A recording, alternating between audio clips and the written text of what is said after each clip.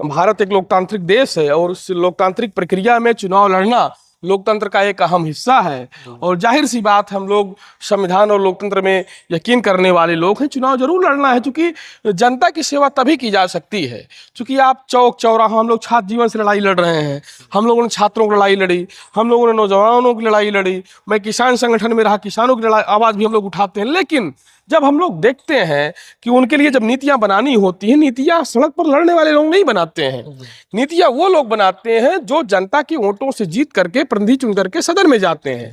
वहां वो सवाल पूछते हैं, वहां वो पीड़न पर सवाल पूछते हैं, या जो नीतियां बनानी होती है, अपना आप निजी विधेयक भी पेश कर सकते हैं। अगर कोई दिमाग में आपके आइडिया है, वो विधेयक कभी कभी स्वीकृत भी होते हैं, सदन स्वीकृत करता है तो कानून बन जाता है। यानी सदन पहुंचना जरूरी है, और आपके पास निधि है तो निधि से आप सेवा भी कर सकते हैं। लेकिन उसके उलट अगर आप देखें, उसका एक दूसरा पहलू यह भी है कि समाज जो है, 3 प्रकार के नेता होते हैं, असली, फसली और नकली। तो आप कौन से वाले हैं? वो आप तय कर लीजिएगा। आपने तमाम अपने जो है अभी तक के विवेचना वाली रिपोर्ट में आपने खुद बताया है कि हम लोग छात्र जीवन से संघर्ष किए हैं, हमेशा जन सरोकार से जुड़े मुद्दों पर बोलते हैं, या कोई दबा कुचला होता है उसके लिए हम लोग लड़ पड़ते हैं। ना हमारा रिश्तेदार होता है, ना हमारे घर परिवार से होता है। लेकिन एक विचारधारा है, जब किसी के ऊपर जुल्म होता है, जब कोई सताया जाता है, तो हमारे रोंगटे खड़े हो जाते हैं, मिट्टियां भिज जाती हैं, और हम लोग प्रतिकार करने के लिए आमादा होते हैं। हमारा जो कॉन्शियस है, हमारी जो चेतना है, वो हमको रोक नहीं पाती और हम प्रतिकार करने पर आमादा हो जाते हैं। तो इसलिए कह सकते हैं कि हम असली वाली नेता की श्रेणी में है। और जो फसली वाले हैं वो चुनाव दिखाई देते हैं, चुनाव के पहले जो है वो आ जाएंगे और जो है होर्डिंग पोस्टर लगा देंगे, बड़ी बड़ी गाड़ियों का काफिले चलने लगेंगे, और जो है वो बड़ा बड़ा दिखाएंगे हम बड़े जन कल्याणकारी हैं। वो होर्डिंग और अखबार में विज्ञापन से लोग जानते हैं कि ये कर्मठ हैं, जुझारू हैं और ईमानदार हैं। ऐसा कोई उदाहरण जनता नहीं जानती उनके बारे में, ना को वो खुद दे सकते हैं कोई उदाहरण। ये रही बात देखिए विचारधारा की, तो हम लोग छात्र जीवन से वामपंथ से जुड़े रहे और कम्युनिस्ट मूवमेंट से निकले हुए हम लोग हैं।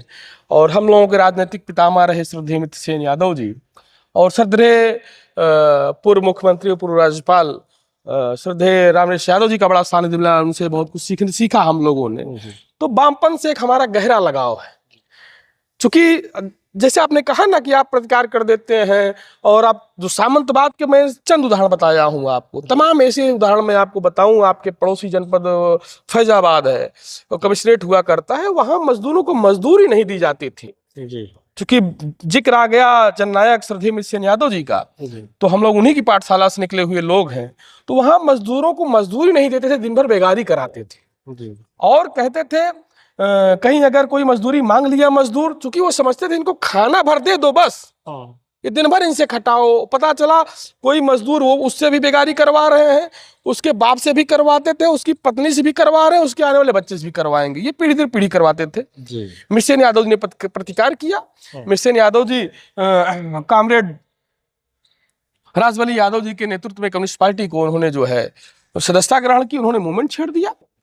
और जब मजदूरों के ऊपर अत्याचार हुआ, सामंत अत्याचार कर रहे थे, और मित्र सेन जी ने आंदोलन किया, तो लोग एक बार बोले कि बुलाओ मित्र सेन, वक्त उनको कैसे बचाता है। और बाबूजी ने आंदोलन किया और हड़ताल करवा दिया। कोई मजदूर किसी सामंत के यहाँ जो है खेत में जो है गेहूं काटने नहीं जाएगा, उनका धान नहीं काटेगा, उनकी हरवाही चरवाही नहीं करेगा। तो ये आई और उनको मजदूरी देनी पड़ी। और वो भी मजदूरी कितनी थी मालूम है? मजदूरी 20 पैसे थी, दिन भर की मजदूरी। वो मजदूरी नहीं देते थे। और एक मजदूर था, उसका बच्चा बीमार था, उसको दवा ले जाना था, मिल्कीपुर का मजदूर था। उसने कहा बाबू साहब जाने दीजिए हमको, और हमारी मजदूरी जो है, हमारा बच्चा जो है बीमार है, अगर मैं उसका इलाज नहीं कराऊंगा, दवा नहीं मिलेगी, मर जाएगा। तो बोले काम कर लो, शाम को जाना। उसका बच्चा मर गया उसका बच्चा मर गया। और जब वो घर जाता है, देखता है, तो उसका एक रौद्र रूप, क्योंकि बाबूजी ने बिल्कुल पूछ ही दिया था कि अपने हक अधिकार के लिए लड़िए। तो मजदूर इकट्ठा होते, हंसिया फावड़ा लेकर के उन गुंडे सामंत को जो है, उनके बच्चे को भी मार डालते, उनको भी मार डालते। उसके बाद बड़ा तांडव हुआ, बाबूजी को फर्जी फंसाया गया, जबकि वो थे भी नहीं।